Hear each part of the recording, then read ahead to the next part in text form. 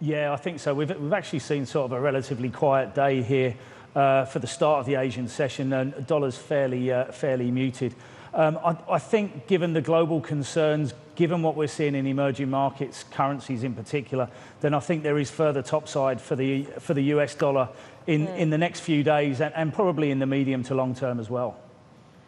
And Nick, one element many are watching is on the trade front, whether or not the U.S. administration will move forward on the threat for $200 billion worth of additional tariffs on Chinese goods. If, in fact, they do that, what happens to dollar yuan here?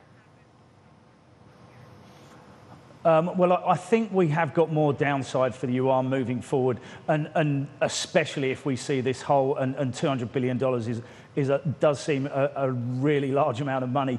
I think if that does come through and President Trump does come forward with what he's been promising the US market, then I think we will see the yuan depreciate. What we have seen, of course, over the past couple of months is PBOC action, and I think they'll smooth the route to the downside, but I definitely think we've got more volatility for the yuan ahead of us.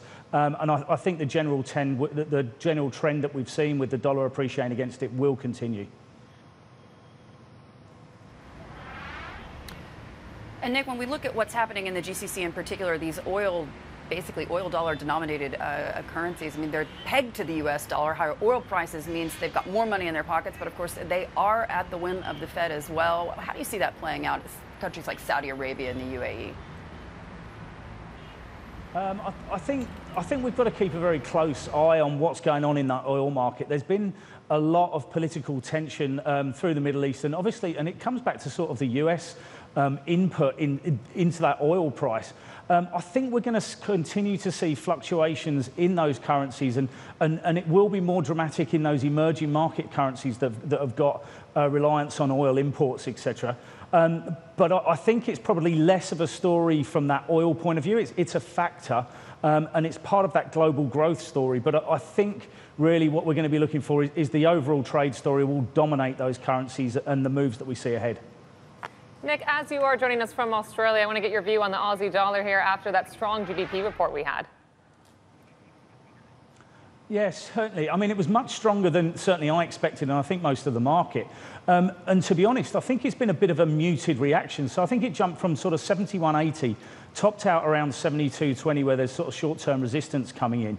And I think that's indicative of the general bearishness that's dominating the market on the Aussie dollar. I would have normally expected on data like that to see the Aussie strike higher. Sitting sort of sub 72 cents at the moment, I think that shows the direction we're going to see. The trend's in place for it to come off. It wouldn't surprise me if we do have another bit of a run to the top side, especially if we get some sort of positive news on trade. But for the medium term, the move for the Aussie is still to the downside.